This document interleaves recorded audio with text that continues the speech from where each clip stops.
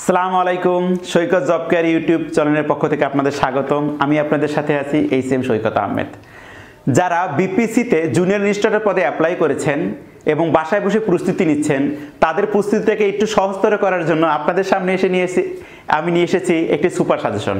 এই super suggestion করার উদ্দেশ্য হচ্ছে শর্টকাটে অথবা মিডিয়াম পন্থায় প্রস্তুতি নিয়েও যে পিলিতে টেকা যায়, সেই পিলিতে টেকার জন্য কি কি পড়তে হবে আর কি কি বাদ দিতে হবে সেটা নিয়ে আমি আপনাদের সাথে আলোচনা করব। কারণ আপনারা জেনে থাকবেন পরীক্ষা খুব তাড়াতাড়ি হতে পারে যদি সব কিছু স্বাভাবিক থাকে। তো সেক্ষেত্রে আমরা সিলেবাসটাকে সুন্দর করে গুছিয়ে যাতে পিলিতে টিকতে পারি, কারণ আপনি যদি পিলিতে টিকতে পারেন তাহলে কিন্তু আপনি রিটার্নে বসার সুযোগ পাবেন।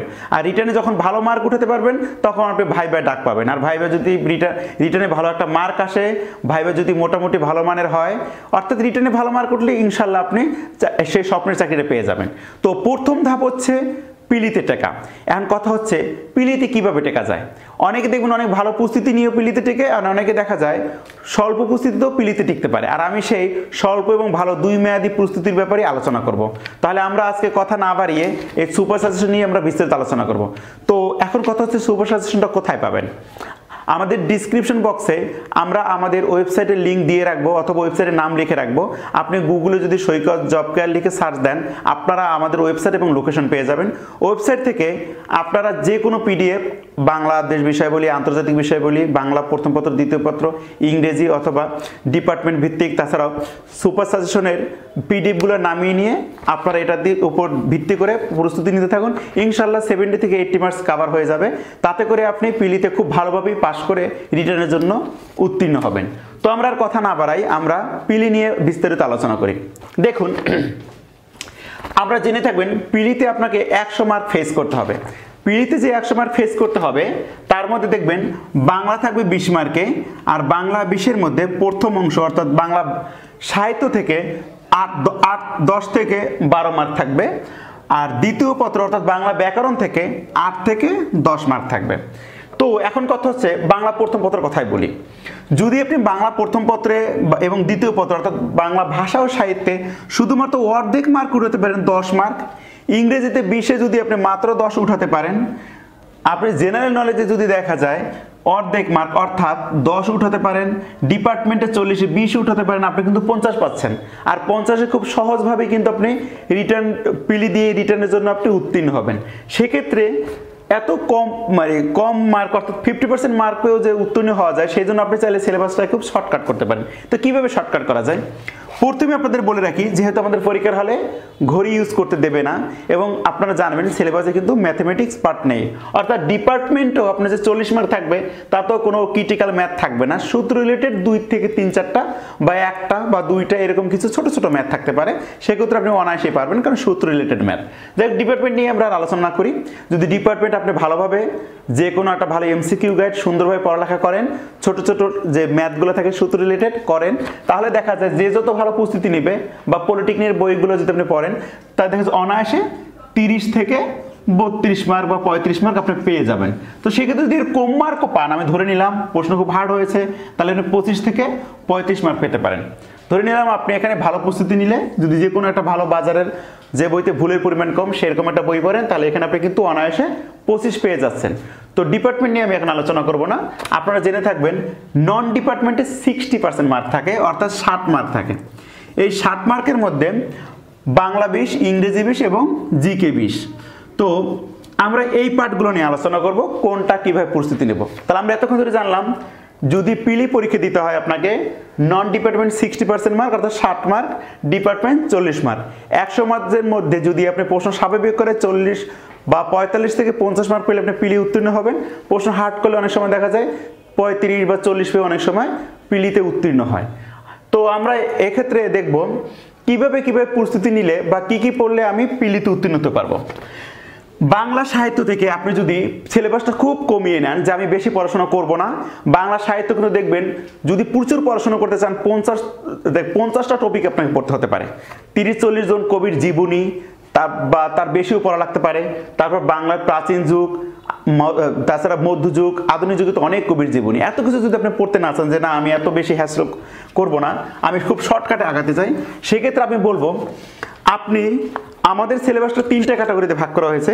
বাংলা প্রথম পত্র কে আমরা তিনটা ভাগে ভাগ করেছি, মোস্ট ইম্পর্টেন্ট, মোর ইম্পর্টেন্ট এবং লেস ইম্পর্টেন্ট।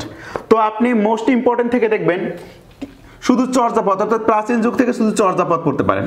এখন চর্যাপদ থেকে কি থাকতে পারে, আপনি 15 থেকে 20টা এমসিকিউ পড়েন এখানে বাছাই করা, যেগুলো কোনো বিসিএস বা বিপিএসসি এসেছে সেগুলো পড়লে দেখবেন আপনি 1 থেকে 2 মার্ক পেয়ে যাচ্ছেন। তো আপনি চাইলে আর একটু বাড়িও পড়তে পারেন, বিপিএসসিতে আপনি যে বিসিএস যে প্রশ্নগুলো এসেছে অথবা বিপিএসসিতে সেগুলো পড়লে আপনি এখান থেকে কমন পেয়ে যাবেন। এখন কথা হচ্ছে তারপর মধ্যযুগ, কারণ আপনারা জানেন বাংলা সাহিত্যে 3টে যুগ, প্রাচীন যুগ থেকে শুধু চর্যাপদ। মধ্যযুগ যদি পড়তে যান তাহলে অনেক বড় সিলেবাস হয়ে যাবে। সেক্ষেত্রে যদি বলেন যে না মধ্যযুগ একটু বুঝতেও অনেক ঝামেলা মনে হচ্ছে বা এত বড় সিলেবাস আমি নেব না, সেক্ষেত্রে আপনি চর্যাপদ পড়ি সরাসরি কবিদের জীবনী সম্পর্কে পড়তে পারেন। সেক্ষেত্রে আপনি প্রায়োরিটি দিতে পারেন কাজী নজরুল ইসলাম, আপনি গুরুত্ব দিতে পারেন রবীন্দ্রনাথ ঠাকুর, আপনি গুরুত্ব দিতে পারেন জীবনানন্দ দাশ, তারপর আপনি গুরুত্ব দিতে পারেন মাইকেল মধুসূদন দত্ত, বঙ্কিমচন্দ্র চট্টোপাধ্যায়। অর্থাৎ আপনি মোস্ট ইম্পর্টেন্ট যে কবিগুলোদের কথা বললাম তাদের, এবং পাশাপাশি আর একটা বেসব করে খুব গুরুত্বপূর্ণ ব্যাপার আপনাকে বলবো, সেটা হচ্ছে মুক্তিযুদ্ধ ভিত্তিক নাটক, কবিতা, উপন্যাস, প্রবন্ধ, এটা কিন্তু মিস করা যাবে না, এটা মিস করা যাবেই না। কারণ এখান থেকে দেখা যায় আপনি কবিতা না পড়লেও দেখবেন মুক্তিযুদ্ধ ভিত্তিক নাটক, উপন্যাস আর প্রবন্ধ, এই 3টা পার্ট থেকে কিন্তু অবশ্যই আপনাকে প্রশ্ন ফেস করতে হবে। এরপর আপনি যদি সাধারণ জ্ঞান দেখবেন অনেক সময় চলচ্চিত্র আসে, তো এটাও আপনি এটার মধ্যে ধরে নিতে পারেন। তাহলে মুক্তিযুদ্ধ ভিত্তিক নাটক, চলচ্চিত্র, উপন্যাস, প্রবন্ধ অবশ্যই পড়বেন। এখান থেকে দেখা যায় অনেক সময় 2 বা 3টা প্রশ্ন থাকে। তো আপনি যদি মুক্তিযুদ্ধ ভিত্তিক নাটক, চলচ্চিত্র, উপন্যাস, প্রবন্ধগুলো পড়েন, দেখা যায় আপনি এখানে থেকে 2 থেকে 3 মার্ক পেয়ে গেলেন। পাশাপাশি চর্যাপদ থেকে 1 থেকে 2 মার্ক, নজরুল সম্পর্কে অনেক সময় 1 বা 2 মার্কে থাকে, রবীন্দ্রনাথ সম্পর্কে 1 বা 2 মার্ক, অনেক সময় 3 মার্কও থাকে, জীবনানন্দ দাশ, এছাড়া মাইকেল মধুসূদন, বঙ্কিমচন্দ্র চট্টোপাধ্যায়, এদের ব্যাপারে দেখা যায় 2-3 মার্ক থাকে। সব মিলিয়ে দেখা যায় আপনি এখান থেকে 7-8 মার্ক শুধুমাত্র 8 থেকে 10টা টপিকের উপর পারতেছেন। একটা কথা মাথায় মনে রাখবেন, যে কোনো অধ্যায়ের 20 থেকে 30টা অথবা 40 থেকে 50টা টপিক হয়, কিন্তু এখান থেকে 7 থেকে 8টা টপিক যদি ভালোভাবে পড়া যায় সেখান থেকে 70 মার্কস থেকে 80% মার্কস কভার হয়। আমার কথাটা বুঝেছেন কিনা আমি জানি না, আবার বলছি, আপনি যদি বাংলা সাহিত্য পড়েন দেখবেন এখানে 50টা টপিক আছে, এখান থেকে আপনি বাছাই করে 10টা টপিক পড়েন, তাতে আপনার কিন্তু 80% আপনার কভার হয়ে যাবে। এই জন্য একটা কথা বলা হয়ে থাকে, কি কি পড়তে হবে সেটা জানার চেয়ে জরুরি কি কি বাদ দিতে হবে। আমি আবার বলবো, সিলেবাসটা অনেক বেশি বড় করবেন না। সিলেবাস যদি খুব বড় করে ফেলেন তাহলে হবে কি, এই বাংলা প্রথম পত্রের সিলেবাস, দ্বিতীয় পত্রের সিলেবাস, ইংরেজি, জিকে ডিপার্টমেন্টে এত বড় একটা সিলেবাস তৈরি হবে, দিন শেষে আপনার কোনোটাই ভালোভাবে শেষ হবে না, দেখা যায় আপনি 30 মার্কে উঠতে পারবেন না। আর যদি প্রশ্ন যদি অনেকগুলো অ্যান্সার করেন, দেখা যায় আপনি 70টা অ্যান্সার করছেন, দেখা যায় তাতে 20-30টা ভুল হয়ে গেল, নেগেটিভ মার্কিং এর জন্য আপনি দেখা যায় মাত্র 20 পাইলেন, অর্থাৎ পিলিতে টিকবেন না। এই জন্য বলবো আমরা রিস্ক নেব না, যা পড়বো ভালোভাবে পড়বো। সেক্ষেত্রে আমি আপনাদের কি বললাম, বাংলা প্রথম পত্র থেকে মাত্র 6 থেকে 7টা টপিকস, চর্যাপদ, কাজী নজরুল ইসলাম, রবীন্দ্রনাথ ঠাকুর, মুক্তিযুদ্ধভিত্তিক নাটক, উপন্যাস, কবিতা, জীবনানন্দ দাশ, মাইকেল মধুসূদন দত্ত এবং বঙ্কিমচন্দ্র চট্টোপাধ্যায়। এরপরে যদি আপনার আরও বেশি পড়তে মন চায় তাহলে আপনি মোস্ট ইম্পর্টেন্ট থেকে কিছু কিছু কবির জীবনী আরও বাড়াই পড়তে পারেন, যেমন শামসুর রহমান, শওকত ওসমান, মীর মোশাররফ হোসেন, প্রমোদ চৌধুরী, জসিমউদ্দিন। এখন কথা হচ্ছে, যদি কেউ সিলেবাস একটু বড় করতে চান তার জন্য পরামর্শ হচ্ছে মোস্ট ইম্পর্টেন্ট এবং মোর ইম্পর্টেন্ট দুইটাই পড়ার। আর যে বলবেন যে না ভাই আমার কথা হচ্ছে কোনো রকম পিলিতে টিকলি হলো, তাকে বলবো শুধুমাত্র মোস্ট ইম্পর্টেন্টগুলো পড়লেই আপনার জন্য যথেষ্ট। এরপর আমি কি করতে পারি, এরপর একটা কাজ করতে পারেন, যে সিলেবাস খুব ছোট করবেন সে মোস্ট ইম্পর্টেন্টের পাশাপাশি বিসিএস কোশ্চেন ব্যাংকগুলো শেষ করে ফেলবেন। তাহলেই দেখে যায় আপনি 10-এর মধ্যে 6-7 এমনিতে উঠে যাবে বাংলা প্রথম পত্রে, অর্থাৎ বাংলা সাহিত্যে। আর যে এর চেয়েও বেশি পড়তে চান সে মোস্ট ইম্পর্টেন্ট এবং মোর ইম্পর্টেন্টের পাশাপাশি বিসিএস এবং পিএসসি কোশ্চেন ব্যাংক করবেন, তাহলে তার কোনো রিস্ক রইল না, সে দেখা যায় 12-এর মধ্যে 10 পাবে। ওকে, এরপর গেল বাংলা প্রথম পত্রের পর আসি বাংলা ব্যাকরণ অংশ নিয়ে। বাংলা ব্যাকরণ অংশে আপনি পড়বেন মোস্ট ইম্পর্টেন্ট যে দাগান আছে দেখবেন, ধ্বনি বর্ণ থেকে প্রশ্ন আসবে। মনে রাখবেন ধ্বনি বর্ণ থেকে প্রশ্ন আসবে, 1 মার্কে থাকতে পারে। যুক্ত বর্ণ থেকে প্রায় সময় প্রশ্ন থাকে, তবে সবচেয়ে বেশি যদি বলেন ভাই আমি কোনটা পড়লে প্রশ্ন আসবে, প্রথমত হচ্ছে পরিভাষা, এটা মিস করা যাবেই না। তবে আপনি সেক্ষেত্রে কাজ করতে পারেন যে ভাই পরিভাষা আমি বেশি পড়বো না, সেক্ষেত্রে শুধুমাত্র কোশ্চেন ব্যাংকটা সলিউশন করেন, বিপিএসসি এবং বিসিএস কোশ্চেন ব্যাংক। পরিভাষার পাশাপাশি মনে রাখবেন শুদ্ধ বানান, শুদ্ধ বানান কিন্তু মিস করা যাবে না। এরপর 3 নাম্বার আপনি এরপর পাশাপাশি পড়বেন শব্দ, শব্দ দেখবেন দেশি শব্দ বিদেশি শব্দ প্রায় আসে। এরপর পাশাপাশি পড়বেন সন্ধি, কোনো ক্রমে মিস করা যাবে না। এরপর পড়বেন পাশাপাশি সমার্থক শব্দ, সমার্থক শব্দ, বিপরীত শব্দ, এছাড়াও শব্দ অর্থ, তাছাড়া পদ প্রকরণ, এগুলো পড়বেন। এরপর যদি আপনার আরো সময় থাকে যে না আমি আরো বোঝার কিছু বিষয় পড়ি, সমাস পড়তে পারেন, কাল পড়তে পারেন। আমি এখানে আপনাকে বলবো শুধু মোস্ট ইম্পর্টেন্ট পার্টগুলো পড়ুন, এর বেশি বিস্তারিত পড়তে যায়েন না। এরপর কারো যদি সময় থাকে যে না আমি বিপরীত শব্দ, এক কথা প্রকাশ, বাগধারা পড়বো, কারণ এগুলো যেহেতু রিটেনে কাজে লাগবে, তাহলে সে পাশাপাশি মোর ইম্পর্টেন্ট পড়বেন। এক্ষেত্রে একই কথা, যেহেতু এক্ষেত্রে মাত্র 8 থেকে 10 মার্ক থাকে, সেক্ষেত্রে মোস্ট এবং ইম্পর্টেন্টগুলো পড়লেই হবে, পাশাপাশি বিসিএস কোশ্চেন ব্যাংক। এখন আপনি যদি আরো বেশি পড়তে চান সেক্ষেত্রে মোর ইম্পর্টেন্টটা পড়তে পারেন। আর প্রশ্নের ধরন কিভাবে হবে, কি টাইপের প্রশ্ন থাকে তা কিন্তু আমি নিচে উল্লেখ করে দিয়েছি। বাংলা প্রথম পত্র এবং দ্বিতীয় পত্র উভয় ক্ষেত্রে প্রকারভেদ আসে, পদ পরিবর্তন আসে, পদ নির্ণয় আসে, সন্ধি বিচ্ছেদ করতে বলে, এরকম কিভাবে প্রশ্ন হতে পারে সেগুলো আমি নিচে উল্লেখ করে দিয়েছি। ওকে, এরপর আসি আমরা ইংরেজিতে। মজার একটা ব্যাপার হচ্ছে ইংরেজিতে আপনি যে কাজটা ভুলও করবেন না সেটা হচ্ছে ইংরেজি লিটারেচার কখনোই পড়তে যাবেন না।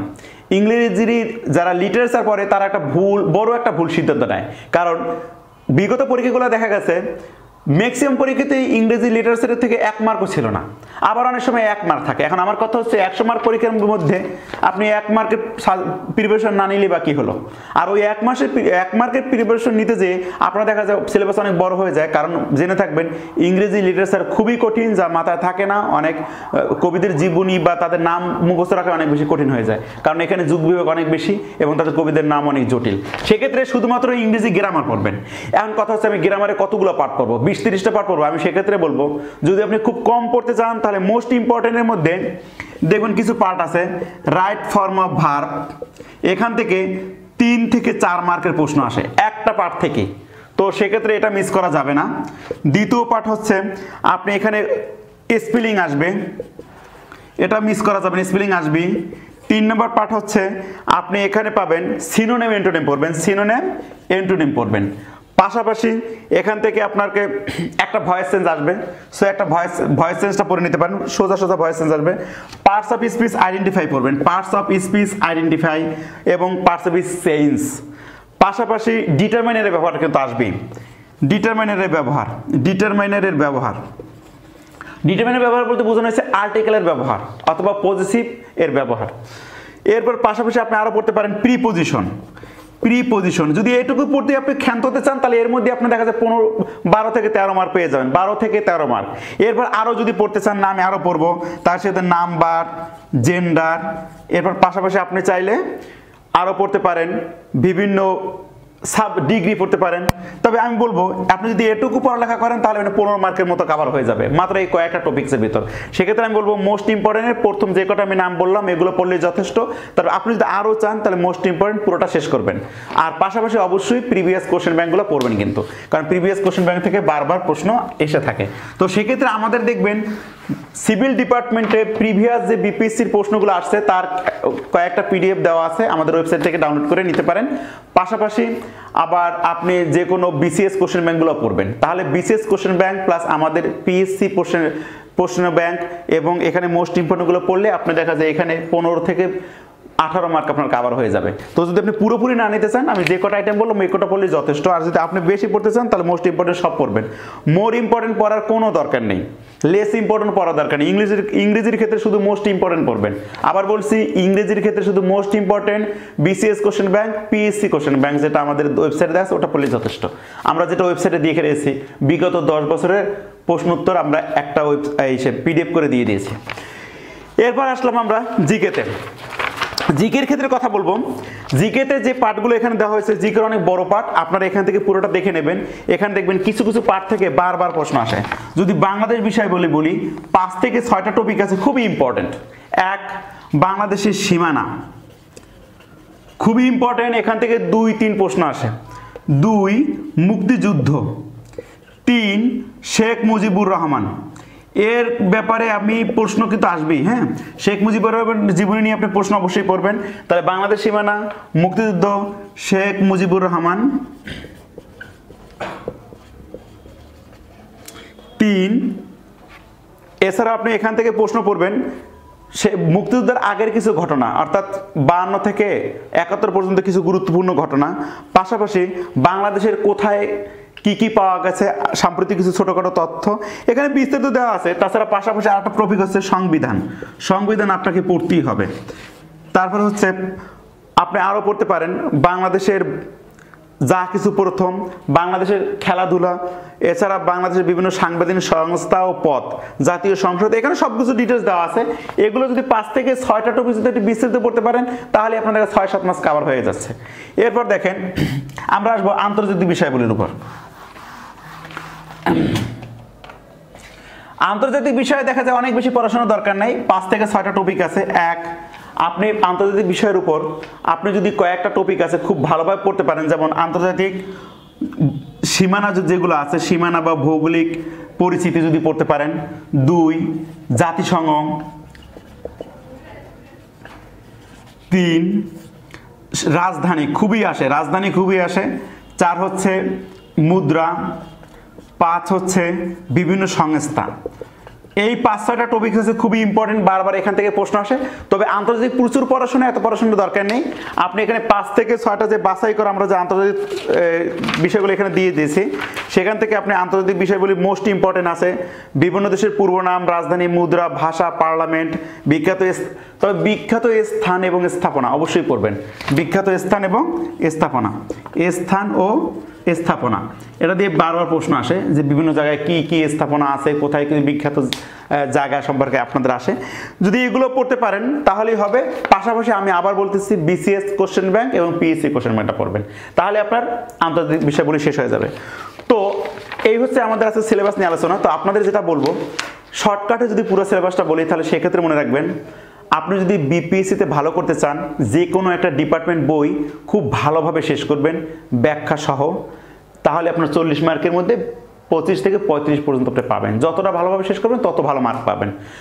এরপর যদি যথেষ্ট সময় থাকে পলিটেকনিকের বইগুলো রিডিং করেন। আর নন ডিপার্টমেন্টে ভালো করার জন্য Bangla most important, more important, ইংরেজি মোস্ট ইম্পর্টেন্ট, মোর ইম্পর্টেন্ট, ইংরেজি শুধু মোস্ট ইম্পর্টেন্ট, আর জিকের ক্ষেত্রে যে 5-6টা তথ্য দিছি আর এখানে বিস্তারিত আরও লেখা আছে, এগুলো ভালোভাবে শেষ করার পর, আবার বলছি এই সিলেবাসটা একবার ভালোভাবে শেষ করার পর আপনি বিসিএস কোশ্চেন ব্যাংক দেখা যায় 30 থেকে 43 পর্যন্ত, এর আগেরগুলো না পড়লেও চলবে। পাশাপাশি পিএসসির যে ইম্পর্টেন্ট প্রশ্ন, যে প্রশ্নগুলো বারবার আসছে, আর আমাদের যে পিএসসির কোশ্চেন ব্যাংক দেওয়া আছে, এগুলো পড়েন। আপনি পিলিতে 70 থেকে 80 মার্ক আপনার কমন থাকবে। আপনি যদি 60%ও ভালোভাবে দিয়ে আসতে পারেন, তাতে আপনি নিঃসন্দেহে পিলিতে উত্তীর্ণ হবেন। আর পিলিতে উত্তীর্ণ হলে আপনাকে সাধুবাদ জানাই। এরপর আমরা রিটার্ন নিয়ে বিস্তারিত আলোচনা করব, কারণ রিটার্নটা বেশি ইম্পর্টেন্ট। আর রিটার্ন যে ভালো করবে সে নিঃসন্দেহে ভাইবা মোটামুটি ধাপের দিলেও, কারণ অনেক সময় মোটামুটি না, নর্মাল ভাইবা দিয়েও চাকরি হয়ে যায়। কারণ পিলিট হচ্ছে, রিটার্ন হচ্ছে মেইন। পিলি হচ্ছে আপনার ওখানে পরীক্ষা দেওয়ার জন্য অনুমতি পাওয়া মাত্র।